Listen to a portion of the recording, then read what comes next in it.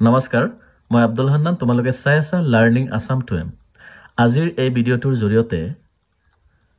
মই আলোচনা কৰিম দশম শ্ৰেণীৰ অধ্যায় নম্বৰ 14 পৰিসংখ্যা পাৰ্ট 2 কোৱেশ্চন নম্বৰ 2 ৰ পৰা ইয়াৰ আগৰ ভিডিঅ'ত মই কোৱেশ্চন নম্বৰ 1 টো সমাধান কৰিছো যদি তোমালোকে চোৱা নাই ছাত্ৰ-ছাত্ৰীসকল মোৰ চেনেলত সোমাই তোমালোকে এই ভিডিঅ'টো পাবা চাই লবা গতিকে এই লেসনটোত মই কোৱেশ্চন নম্বৰ 2 ৰ পৰা আলোচনা কৰিম গতিকে আহাচোন প্ৰশ্নটোলৈ আগবাঢ়ি যাও সোৱা এই 2 নম্বৰ প্ৰশ্নটোত দিয়া আছে যে এটা ফ্যাক্টৰী 50 জন শ্ৰমিকৰ কৰ্মীৰ দৈনিক পাৰিশ্ৰমিক হল তলৰ বান্টন ইয়াত দৈনিক পাৰিশ্ৰমিক টকাত দিছে 100 ৰ পৰা 120 120 ৰ পৰা 140 140 ৰ পৰা 160 160 ৰ পৰা 180 180 ৰ পৰা 200 এনেকে কৰ্মীৰ সংখ্যা দিছে 12 14 8 6 10 সোৱা এনেকে দৈনিক পাৰিশ্ৰমিক এটো টকাত দিছে আৰু এটো কৰ্মীৰ সংখ্যা দিছে আৰু দৈনিক পাৰিশ্ৰমিক যেটো টকাত দিছে এটো একচুয়ালি শ্ৰেণী অন্তৰাল আৰু যেটো কৰ্মীৰ সংখ্যা দিছে এটো বাৰম্বাৰতা মই আগৰ ভিডিঅ'টো তোমালোকক কৈছো যে এটো হল শ্ৰেণী অন্তৰাল আৰু এটো হল বাৰম্বাৰতা কিন্তু তোমালোকে যদি সমাধান লিখিবা তোমালোকে এটো লিখিলেও হ'ব বা শ্ৰেণী অন্তৰাল লিখিলেও হ'ব কৰ্মীৰ সংখ্যা লিখিলেও হ'ব বা বাৰম্বাৰতা লিখিলেও হ'ব বা প্ৰশ্নত যেটো দিছে হেতু লিখিলে বেছি ভাল গতিকে তোমালোকে এটো লিখিবা তাৰপিছত তলত কি কৈছে চোৱা যে উপযুক্ত পদ্ধতি ব্যৱহাৰ কৰি ফ্যাক্টৰীটোৰ শ্ৰমিকৰ মাধ্য দৈনিক পাৰিশ্ৰমিক নিৰ্ণয় কৰা আমাক এই তালিকাটো ব্যৱহাৰ কৰি শ্ৰমিকৰ মাধ্যৰ দৈনিক পাৰিশ্ৰমিক নিৰ্ণয় কৰিব দিছে গতিকে চোৱা ইয়াত যেহেতু উপযুক্ত পদ্ধতি ব্যৱহাৰ কৰিব কৈছে গতিকে ছাত্ৰ-ছাত্ৰীসকল আগৰ যেটো প্ৰশ্ন মই সমাধান কৰিছো এটো প্ৰত্যক্ষ পদ্ধতিত সমাধান কৰিছিলো এতিয়া কোৱেশ্চন নম্বৰ 2 টোত যেহেতু কৈছে উপযুক্ত পদ্ধতি ব্যৱহাৰ কৰা গতিকে ছাত্ৰ-ছাত্ৰীসকল মই কোৱেশ্চন নম্বৰ 2 টো বিবেচিত মাধ্য পদ্ধতি ব্যৱহাৰ কৰি সমাধান কৰিম এটো প্ৰত্যক্ষ পদ্ধতি ব্যৱহাৰ নকৰো যেহেতু চোৱা ইয়াৰ যেটো শ্ৰেণী অন্তৰালটো অলপ ডাঙৰকে দিয়া আছে গতিকে মই এটো বিবেচিত মাধ্য পদ্ধতিত কৰিম আৰু তোমালোকক মই কৈছো যদি শ্ৰেণী অন্তৰাল আৰু বাৰম্বাৰতা এই দুটা মান যদি সৰু সৰু থাকে তেতিয়াহলে তোমালোকে প্ৰত্যক্ষ পদ্ধতি ব্যৱহাৰ কৰিবা তেতিয়া তোমালোকৰ কাৰণে সহজ হ'ব এতিয়া যেটো উপযুক্ত পদ্ধতি ব্যৱহাৰ কৰিব কৈছে গতিকে মই বিবেচিত মাধ্য পদ্ধতি ব্যৱহাৰ কৰিম তোমালোকে যিকোনো কৰিব পাৰিবা কৰিলে তিনিওটাতে আনসাৰ ওলাব শুদ্ধ উত্তৰটো ওলাব কিন্তু বিবেচিত মাধ্য বা ধাপ বিশুদ্ধি পদ্ধতি এই দুটা ব্যৱহাৰ কৰিলে এটো আনসাৰটো অলপ সহজ হ'ব গতিকে মই বিবেচিত মাধ্য পদ্ধতিটো কৰিব বিচাৰিছো কাৰণ ইয়াৰ আগত মই তোমালোকক প্ৰত্যক্ষ পদ্ধতি ব্যৱহাৰ কৰি দেখাইছো কেনে কৰে গতিকে এতিয়া মই বিবেচিত পদ্ধতি যেটো আছে এটো ব্যৱহাৰ কৰিম যাতে তোমালোকৰ বিবেচিত মাধ্য পদ্ধতিটো ক্লিয়াৰ হয় আৰু তাৰ পিছত মই ধাপ বিশুদ্ধি পদ্ধতিটো ব্যৱহাৰ কৰি দেখাম যাতে তোমালোকে তিনিওটা পদ্ধতি মানে সহজতে বুজিব পাৰা হেতু কাৰণে মই এটা এটাকে কৰি আছো ইয়াৰ আগত মই প্ৰত্যক্ষ পদ্ধতি কৰিছো এতিয়া এটো বিবেচিত মাধ্যত সমাধানটো কৰিম গতিকে আহাচোন আমি সমাধানলৈ আগবাঢ়ি যাও সোৱা তোমালোকে ইয়াত দেখা পাইছা অনুশীলনী 14.1 ৰ কোৱেশ্চন নম্বৰ 2 টোৰ সমাধান বুলি মই লিখি লৈছো লিখি পেলাই মই তালিকাখন লিখিছো সোৱা আগতীয়াকে লিখি থৈছো আৰু এই তালিকাখন মই বিবেচিত মাধ্য পদ্ধতিত লিখিছো যেহেতু মই কোৱেশ্চন নম্বৰ 1 টোৰ সমাধান প্ৰত্যক্ষ পদ্ধতি ব্যৱহাৰ কৰি মাধ্য নিৰ্ণয় কৰিছো আৰু এই কোৱেশ্চন নম্বৰ 2 টো মই বিবেচিত মাধ্য পদ্ধতি ব্যৱহাৰ কৰি সমাধান কৰিম হেতু কাৰণে মই বিবেচিত মাধ্য পদ্ধতিত কি কৰিছো তালিকাখন লিখিছো এতিয়া চোৱা বিবেচিত মাধ্য পদ্ধতি ব্যৱহাৰ কৰিলে তালিকাত কি থাকে চোৱা শ্ৰেণী অন্তৰাল বাৰম্বাৰতা শ্ৰেণী সূচক তাৰ পিছত আছে di = xi - a আৰু আছে fi di এতিয়া তোমালোকে হয়তো ভাবিবা যে di xi - a fi di বিলাক কি হয়নে একচুয়ালি মই তোমালোকক এইবিলাক বুজাই দি আছো কোনটোৱে কি বুজাই বা কেনেকে ওলাই ইয়াৰ আগত আমি শ্ৰেণী সূচকটো লৈ আহো এই শ্ৰেণী সূচকটো কেনেকে উলিয়াই আৰু মই তোমালোকক কোৱেশ্চন নম্বৰ 1 টোৰ সমাধান কৰোতে তোমালোকক বুজাই দিছিলো যে শ্ৰেণী সূচক কেনেকে উলিয়াই তথাপি মই পুনৰবাৰ কোৱেশ্চন নম্বৰ 2 অৰ্থাৎ এটোৰ সমাধানটো মই তোমালোকক ধুনিয়াকে বুজাই দিম তোমালোকে মনোযোগ সহকাৰে চাবা ছাত্ৰ-ছাত্ৰীসকল যাতে পৰৱৰ্তী সময়ত তোমালোকে যেতিয়া সমাধান কৰিবা তাতে তোমালোকৰ কোনো অসুবিধা নহয় শ্ৰেণী সূচকটো উলিয়াবলৈ গতিকে চোৱা শ্ৰেণীসূচকটো উলিয়াবলৈ আমি প্ৰথমে শ্ৰেণী অন্তৰালত যাব লাগিব আৰু শ্ৰেণী অন্তৰালত গৈ শ্ৰেণী অন্তৰালৰ উচ্চ সীমা আৰু নিম্ন সীমা এই দুটা আমি যোগ কৰিম চোৱা যোগ কৰিলে মুখে মুখে যোগ কৰিব পাৰিবা 120 আৰু 100 কিমান হ'ল 220 এতিয়া 220ক যেতিয়া তুমি 2 এৰে হৰণ কৰিবা অৰ্থাৎ 2 এৰে হৰণ মানে কি দুটা ভাগ কৰিব লাগে 220ক হয়নে নহয় তে দুভাগ কৰিলে কিমান হ'ব 220ৰ আধা কিমান 2ৰ আধা 100 20ৰ আধা 10 অৰ্থাৎ 110 গতিকে এটো কিমান হ'ব 110 মই কৰি দেখাইছো তোমালোকক চোৱা কিমান আছে ইয়াত 100 যোগ 120 সমান সমান কিমান হ'ব 220 এতিয়া 220ক তোমালোকে হৰণ কৰিব লাগিব কিমান দি 220ক কিমান দি হৰণ কৰিব লাগিব 2 দি হৰণ কৰা 2 এগুণ 2 নাইব কিমান 20 হয় না নহয় এতিয়া 2 আকৌ 20ত কেবাৰ যাব 2 10 গুণ 20 20ৰ পৰা 20 যোৱা মানে কিমান হ'ব শূন্য অৰ্থাৎ আমি কিমান পালো 110 গতিকে ইয়াৰ শ্ৰেণীসূচকটো কিমান হ'ব 110 অৰ্থাৎ 110 পিছত আকৌ ইফালে চোৱা কিমান আছে 120 আৰু 140 120 আৰু 140 যোগ কৰিলে কিমান হ'ব 260 260ক যেতিয়া 2 এৰে হৰণ কৰিবা কিমান বাৰ যাব 130 গতিকে এটো কিমান হ'ব 130 তো মই তোমালোকক এটা ইজি ফৰ্মুলা দেখাইছিলো আগতো তোমালোকে এনেকে যোগ কৰি 2 এৰে হৰণ কৰি উলাব পাৰিবা গোটেই কিটা উলাব পাৰিবা কিন্তু চোৱা মই আৰু এটা ইজি ফৰ্মুলা তোমালোকক দি দিও এটো হল শ্ৰেণী অন্তৰালৰ উচ্চ সীমা এটো হল শ্ৰেণী অন্তৰালৰ নিম্ন সীমা এটো উচ্চ সীমা এটো নিম্ন সীমা এটো উচ্চ সীমা এটো নিম্ন সীমা গোটেই কিটা একে হয়নে নহয় গতিকে তোমালোকে চোৱা বিয়োগ কৰিলে কেনে কৰিবা এটো শ্ৰেণী অন্তৰালৰ উচ্চ সীমা তো এই উচ্চ সীমাৰ পৰা এইটো উচ্চ সীমা মাইনাস কৰিবা তেতিয়া চোৱা 140ৰ পৰা 120 যোৱা মানে কিমান থাকিব 20 থাকিব আকৌ এটো হল নিম্ন সীমা এটো নিম্ন সীমা গতিকে এটো নিম্ন সীমাৰ পৰা যেতিয়া এটো নিম্ন সীমা মাইনাস কৰিবা চোৱা 120ৰ পৰা 100 গলে কিমান থাকিব 20 থাকিব অৰ্থাৎ পাৰ্থক্যটো কিমান পালা 20 তাৰ মানে তুমি কি কৰিবা এতিয়া এই 110ৰ লগত 20 যোগ কৰি গোটেই কিটা লিখিবা চোৱা 110ৰ লগত 20 যোগ কৰিলে কিমান হ'ব 130 130ৰ লগত 20 যোগ কৰিলে কিমান হ'ব 150 150ৰ লগত 20 যোগ কৰিলে কিমান হ'ব 170 170ৰ লগত 20 যোগ কৰিলে কিমান হ'ব 190 চোৱা আমি শ্ৰেণীসূচকটো পাই গলো মই আগতে তোমালোকক বুজাইছিলো এনেকে যেনেকে তোমালোকৰ সহজ লাগে তেনেকে কৰিবা চোৱা এনেকে শ্ৰেণী অন্তৰালৰ উচ্চ সীমা আৰু নিম্ন সীমা যোগ কৰি 2 এৰে হৰণ কৰিও শ্ৰেণীসূচক ওলাব পাৰিবা বা যেনেকে মই কলো যে উচ্চ সীমাৰ পৰা উচ্চ সীমা মাইনাস কৰিবা বা নিম্ন সীমাৰ পৰা নিম্ন সীমা মাইনাস কৰিবা মাইনাস কৰি যেটো পাৰ্থক্য পাবা হেইটো প্ৰথমটো ঘৰৰ লগত তোমালোকে যোগ কৰি গলে এটো ওলাই যাব আৰু এটা কথা মনত ৰাখিবা তোমালোকে কিন্তু প্ৰথম ঘৰটো ধুনিয়াকে ওলাই লব লাগিব আৰু তাৰ পিছত পাৰ্থক্যটো ওলাব লাগিব এই পাৰ্থক্যটো ওলাই পাৰ্থক্যটো যোগ কৰি গলে হে এটো মিলিব গতিকে ছাত্ৰ-ছাত্ৰীসকল তোমালোকে দুটা নিয়মৰ পৰা যোনটো সহজ পাইছা বা যোনটো বুজি পাইছা যোনটো ভাল পাইছা হেতু নিয়মৰে কৰিবা এতিয়া সো আমি শ্ৰেণীসূচকটো পালো তাৰ পিছত আছে কি di equal xi minus a এতিয়া সো ছাত্ৰ-ছাত্ৰীসকল এই ঘৰটো অৰ্থাৎ এই ঘৰটোৰ গোটেই মান কিটা হ'ব di ৰ মান কাৰ মান di কিন্তু ইয়াত যেহেতু আছে xi minus a এটো এটা সূত্ৰ দিছে ছাত্ৰ-ছাত্ৰীসকল তোমালোকে di মানটো উলোৱাৰ কাৰণে এটো এটা সূত্ৰ দিছে তো কেনেকে দিছে মই তোমালোকক বুজাই আছো চোৱা এতিয়া আমি প্ৰথমে কি কৰিব লাগিব এই যে তোমালোকে ইয়াত দেখা পাইছা a এই এৰ মানটো আমি শ্ৰেণীসূচকৰ পৰাই ধৰি ল'ব লাগিব যেহেতু বিবেচিত মাধ্য পদ্ধতি বুলি কৈছো গতিকে ছাত্ৰ-ছাত্ৰীসকল ইয়াত আমি এটা বিবেচিত মাধ্য হিচাপে ধৰি ল'ব লাগিব এতিয়া তোমালোকে ইয়াৰ পৰা কোনটো ধৰিবা কেনেকে ধৰিবা চোৱা কেনেকৈ কৰিবা তোমালোকে এফালে এটা বাদ দিবা এফালে এটা বাদ দিবা এফালে এটা বাদ দিবা এফালে এটা বাদ দিয়া লগে লগে এটো কোড পাইছা মাজত পাইছা অৰ্থাৎ তোমালোকে মাজৰ মানটো ধৰি লবা বা কোনোবাই যদি এনেকে ভাবি লোৱা যে মাজৰ মানটো নধৰি এফালে 170 ধৰিবা হ'ব বা এফালে 130 ধৰিবা হ'ব কিন্তু মাজৰটো ধৰিলে বেছি ভাল হয় গতিকে এটো মই a বুলি ধৰি লৈছো ছাত্ৰ-ছাত্ৰীসকল এটো এৰ মান ধৰি লৈছো এতিয়া চোৱা মই এটো এৰ মান ধৰাৰ পিছত এতিয়া তোমালোকে di কেনেকে উলাবা চোৱা ইয়াত আছে di equal xi minus a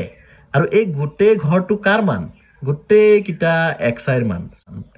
প্ৰথমটো xi ৰ মান দ্বিতীয়টো xi ৰ মান এটো xi এটো xi এটো xi এই গোটেই কিটা কাৰ মান xi ৰ মান এতিয়া আমাক ওলাব দিছে di গতিকে আমি di টো কেনেকৈ ওলাম সোৱা ছাত্ৰছাত্ৰীসকল আমি তো এৰ মান এটা ধৰি লৈছো আৰু xi ৰ মান আমি জানো এই গোটেই কিটা গতিকে আমি এতিয়া ওলাম di ৰ মান কেনেকৈ ওলাম এই di টো কেনেকৈ ওলাম মই তোমালোকক দেখাই দিছো সোৱা প্ৰথমে মই এটো লিখি লৈছো di equal xi minus a di equal xi minus a এতিয়া আমি কি ওলাম di আমি লিখিলো ইয়াত এতিয়া xi মানে আমি কিমান পালো সোৱা এই ঘৰটো অৰ্থাৎ শ্ৰেণীসূচক মানে হল xi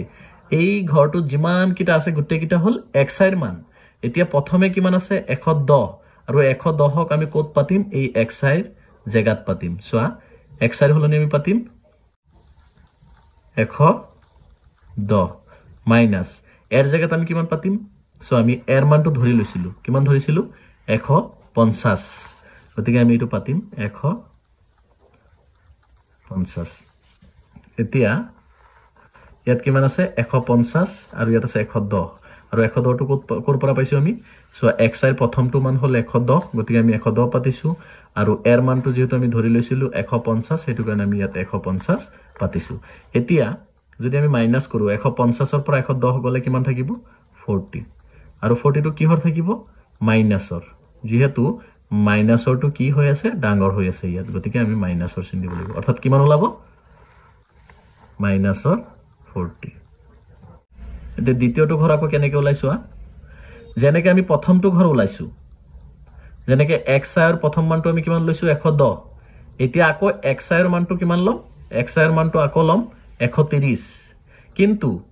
এই এৰ মানটো একে থাকিব যেটো আমি প্ৰথমে ধৰি লৈছো এৰ মানটো কিন্তু হলনি নহয় xi ৰ মানটো হলনি হ'ব এনেকৈ গৈ থাকিব আৰু মান হলনি হৈ থাকিব কিন্তু এৰ মানটো হলনি নহয় সোৱা প্ৰথমে আমি xi ৰ মান ধৰিছো 110 এতিয়া আমি xi ৰ মান ধৰিম 130 কিন্তু এৰ মানটো 150 হৈ থাকিব সো আমি ইয়াত কৰি দেখাইছো তো এৰ মানটো সূত্ৰটো আছিল di equal xi minus a এতিয়া সো আমি যেহেতু di ওলাম xi এর মান দ্বিতীয় টাইম কিমান পালো সোৱা 130 এটো আমি 130 বহাই আছো 130 আৰু এৰ মান যেটো আমি ধৰিছিলো হেতুই থাকিব কিমান ধৰিছিলো 150 গতিকে এটো কিমান হ'ব 150 এতিয়া 150 ৰ পৰা 130 যোৱাৰ লগে লগে কিমান থাকিব 20 থাকিব আৰু 20 টো কিহৰ থাকিব মাইনাসৰ থাকিব কাৰণ মাইনাসৰ টো যেটো ডাঙৰ গতিকে মাইনাসৰ 20 এতিয়া ইয়াত কিমান হ'ব মাইনাসৰ 20 তাৰ পিছত সোৱা আকৌ আমি এই x ৰ মানটো হলাম কিন্তু এৰ মানটো সেম থাকিব সোৱা এতিয়া আমি ধৰিছিলো x ৰ মানটো 130 এতিয়া হৈ গল x ৰ মানটো কিমান সোৱা di equal xi minus a এতিয়া x ৰ মানটো পালো আমি কিমান 150 মাইনাস এৰ মানটো কিমান ধৰিছিলো আমি 150 এতিয়া 150 ৰ পৰা 150 যোৱা মানে কিমান থাকিব 0 গতিকে এটো কিমান আহিব 0 হল তাৰ পিছত সোৱা মুখে মুখে ওলাব ইয়াত আমি যেটো x ৰ মানটো কিমান ধৰিম 170 170 ৰ পৰা মাইনাস হ'ব 150 থাকিব কিমান 20 আৰু এটো থাকিব সদায় প্লাসৰ যেটো প্লাসৰটো ডাঙৰ হৈ গল আৰু এই মাইনাসৰটো সৰু হৈ গল হয় না নহয় ইয়াত 170 আৰু ইয়াত 150 গতিকে 170 ৰ পৰা 150 যোৱা মানে কিমান থাকিব 20 তাৰ পিছত আকৌ কিমান আহিব 190 এতিয়া 190 ৰ পৰা কিমান যাব 150 যেহেতু x ৰ মানটো হ'ব 190 এৰ মানটো হ'ব 150 190 ৰ পৰা 150 গলে কিমান থাকিব 40 এনেকৈ আমি কাৰ মান ওলালো di ৰ মান সো di ৰ মান ওলাই গল গতিকে ছাত্ৰসকল বুজি পাইছা নে di ৰ মানটো কেনেকৈ ওলাই এতিয়া সোৱা তাৰ পিছৰ ঘৰটোত কি লিখা আছে fi di অৰ্থাৎ fi di টো ইয়াত কি হৈ আছে পূৰণ গতিকে ইয়াত সোৱা তোমালোকে ছাত্ৰসকল fi কত আছে এটো fi di কত আছে এই মাত্ৰ ওলোৱাটো আমি di গতিকে এই fi আৰু di এই দুটা পূৰণ কৰাৰ পিছত ইয়াত আমি কি কৰিব লাগিব বহাই দিব লাগিব গতিকে সোৱা ছাত্ৰসকল ইয়াত আছে 12 ইয়াত আছে 40 12 আৰু 40 পূৰণ কৰাৰ পিছত কিমান হয় ইয়াত বহাই দিব লাগিব গতিকে সোৱা আমি পূৰণ কৰি চাইছো কিমান হয় 12 কিমান আছিল 12 আৰু 40 12 আৰু 40 084 অৰ্থাৎ 480 হল কিন্তু যেহেতু মাইনাসৰ মান আছে এটো সোয়া এটো দি 12 দি 40 পূৰণ কৰিছো কিন্তু এটো যেহেতু মাইনাসৰ গতিকে এটো মানটো কিমান হলাব মাইনাসৰ 480 তাৰ পিছত কিমান আছে সোয়া 14 ৰ লগত 20 অৰ্থাৎ 14 ৰ লগত 20 পূৰণ সোয়া আকৌ পূৰণ কৰিছো 14 ৰ লগত 20 পূৰণ এফালে নাইব 8 এফালে 2 কিমান হল 280 এটা 280 টো কিহৰ হ'ব সো ইয়াত মাইনাস আছে যেহেতু এটো কাৰণে 280 টো কিহৰ হ'ব মাইনাসৰ 280 এটা সো ইয়াত আছে 8 ইয়াত আছে 0 ডাইৰেক্ট মুখে মুখে ওলাব সো 8 0 গুণ 0 গতিকে এটো হৈ যাব 0 তাৰ পিছত কিমান আছে 6 তে এটো সো এনেকে ওলাই দিব পাৰিবা 6 ৰ লগত 20 পূৰণ কৰিলে 6 0 গুণ 0 6 2 গুণ 12 অৰ্থাৎ কিমান ওলাইছে 120 ইয়াত আছে 10 ইয়াত আছে 40 তে 10 40 গুণ কিমান হ'ব 400 ডাইৰেক্ট মুখে মুখে ওলাই গৈ আছে এতিয়া সোয়া এই এফআই ডিআই টো এনেকে ওলাব লাগিব গতিকে ছাত্ৰসকল বুজি পাইছানে এতিয়া তাৰ পিছত সোয়া ইয়াত তোমালোকে দেখা পাইছা মই লিখি ৰাখিছো সিগমা এফআই আৰু ইয়াত লিখিছো সিগমা এফআই ডিআই এতিয়া সোয়া ছাত্ৰসকল সিগমা এফআই কেনেকে হল সোয়া এই তালিকাখনৰ গুটেইটো যোগ কৰাৰ পিছত এটো এই যোগফলটোক অৰ্থাৎ যোগফলৰ সমষ্টিটোক কি বুলি কোৱা হয় সিগমা আৰু যেহেতু বাৰংবাৰতা অৰ্থাৎ এফআই ৰ ঘৰটো যোগ কৰিছো হেতু কাৰণে এটো কয় এফআই অৰ্থাৎ সিগমা এফআই আৰু এই গুটেইটো যোগ কৰাৰ পিছত ইয়াত সংখ্যা ওলাব 50 তোমালোকে যোগ কৰি চাবা আৰু এই গুটেইটো যোগ কৰাৰ পিছত কিমান হয় আমি চাই আছো এতিয়া সোয়া ইয়াত আছে মাইনাসৰ 480 মাইনাসৰ 280 আৰু ইয়াত আছে প্লাসৰ 120 আৰু ইয়াত আছে প্লাসৰ 400 এতিয়া তোমালোকে এটা কথা এনেকুৱা যোগৰ ক্ষেত্ৰত সদায় মনত ৰাখিবা মাইনাসৰ কিটা প্ৰথমে আমি যোগ কৰি লম তাৰ পিছত প্লাসৰ কিটা যোগ কৰিম এতিয়া সোয়া মাইনাসৰ কিমান আছে মাইনাসৰ 480 মাইনাসৰ 280 এতিয়া এই দুটা যোগ কৰাৰ পিছত কিমান হয় চাও আমি প্ৰথমে সোয়া কিমান হল -760 মনত ৰাখিবা -760 এটো হল মাইনাসৰ তাৰ পিছত সোয়া প্লাসৰ কিমান আছে 120 আৰু 400 এতিয়া 120 আৰু 400 কিমান হ'ব 5 অৰ্থাৎ 520 এতিয়া এটো হ'ব প্লাসৰ এতিয়া সোয়া প্লাসৰ 520 তুমি এটো কি কৰিব লাগিব এতিয়া আমি কি কৰিব লাগিব জানা না এই 760 ৰ পৰা 520 মাইনাস কৰি দিব লাগিব কাৰণ এটো প্লাসৰ এটো মাইনাসৰ যোগ বিয়োগ হৈ আছে গতিকে এটো থাকিব কিহৰ মাইনাসৰ যেহেতু ডাঙৰটো কিহৰ আছে মাইনাসৰ কিমান পালো আমি মাইনাসৰ 240 এতিয়া আমি ইয়াত লিখি দিম মাইনাসৰ 240 আৰু এতিয়া যেহেতু আমি সিগমা এফআই পালো 50 আৰু সিগমা এফআই ডিআই ইকুৱেল পালো -240 এতিয়া বিবেচিত মাধ্য পদ্ধতিৰ সূত্ৰটো পাতি সূত্ৰমতে মানবোৰ বহাই দিলে সমাধানটো ওলাই যাব গতিকে আহাচোন আমি সূত্ৰটো পাতি লও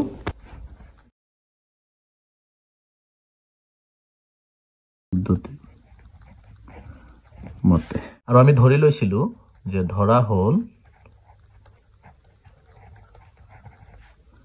a equal 150 যেটা এৰ মানটো ধৰি লৈছিলো এটো কাৰণে লিখি লৈছো এতিয়া আমি বিবেচিত মাধ্য পদ্ধতিৰ সূত্ৰটো লিখিম কি আছিল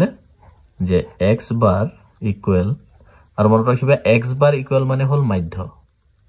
গতিকে আমি মাধ্য লিখিব পাৰো বা x bar লিখিব পাৰো একেই গতিকে তোমালোকে কনফিউজ নহবা x bar মানে হল মাধ্য মাধ্য হলনি x bar লিখিব পাৰিবা x bar হলনি মাধ্য লিখিব পাৰিবা গতিকে x bar equal a plus sigma fi di by sigma fi এতিয়া এই সূত্র মতে আমি ইয়াৰ মানবোৰ পাতি দিম সোয়া আমি এর মান কিমান পাইছিলো 150 প্লাস sigma fi di কিমান পাইছিলো sigma fi di পাইছিলো -240 আৰু sigma fi পাইছিলো 50 এতিয়া আমি কি কৰিম এই 02 আৰু এই 02 ক্যান্সেল কৰি দিম থাকি যাব মাইনাসৰ 24/5 এতিয়া সো কি কৰিম আমি 150 এই প্লাস আৰু মাইনাসে কি হৈ যাব মাইনাস তাৰ পিছত আমি কি কৰিম এতিয়া এই 5 দি 24 ক আমি ডিভাইড কৰি দিম সো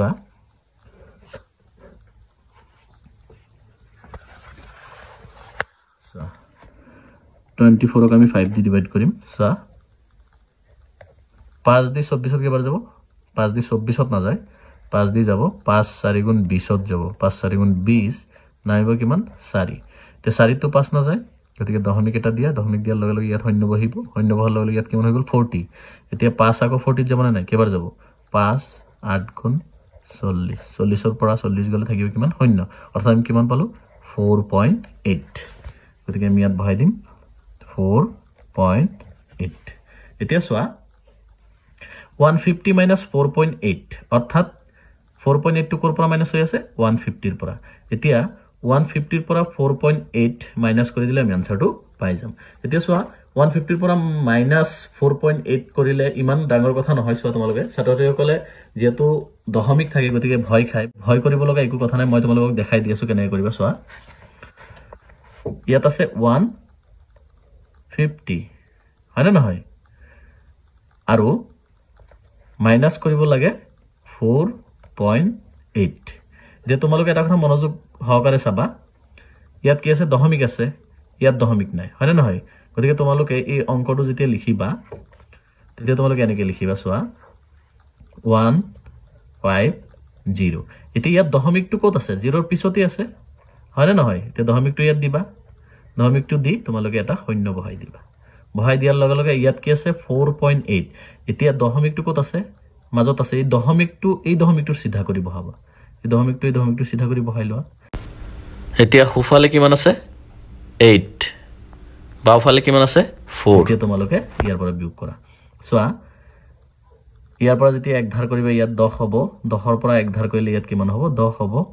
10 হলে 10 ৰ পৰা 8 গলে কিমান থাকিব 2 ইয়াত 10 হৈছিল এক ধাৰ কৰি লৈ গলে ইয়াত আছে 9 9 ৰ পৰা 4 গলে কিমান থাকিব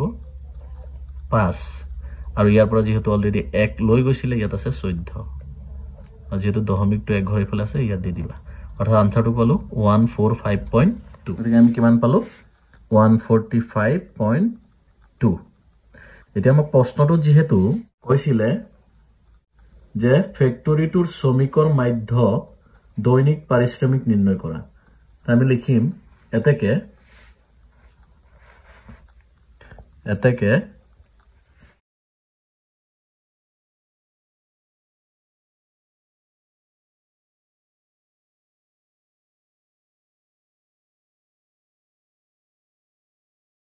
শ্ৰমিক মাধ্য হল কিমান পাইছো 145.2 আৰু যেহেতু এটো টকাত গতি তোমালোকে এটা 0 দি দিব পাৰিবা ইফালে 0 দি লিখি দিবা টকা গতিকে ফ্যাক্টৰীটোৰ শ্ৰমিকৰ দৈনিক পাৰিশ্ৰমিক মাধ্য হল 145.20 টকা যদি ছাত্ৰছাত্ৰীসকল ভিডিওটো ভাল লাগিছে তেতিয়াহলে ভিডিওটো লাইক কৰি দিবা আৰু লগতে মোৰ চেনেলটো সাবস্ক্ৰাইব কৰি দিবা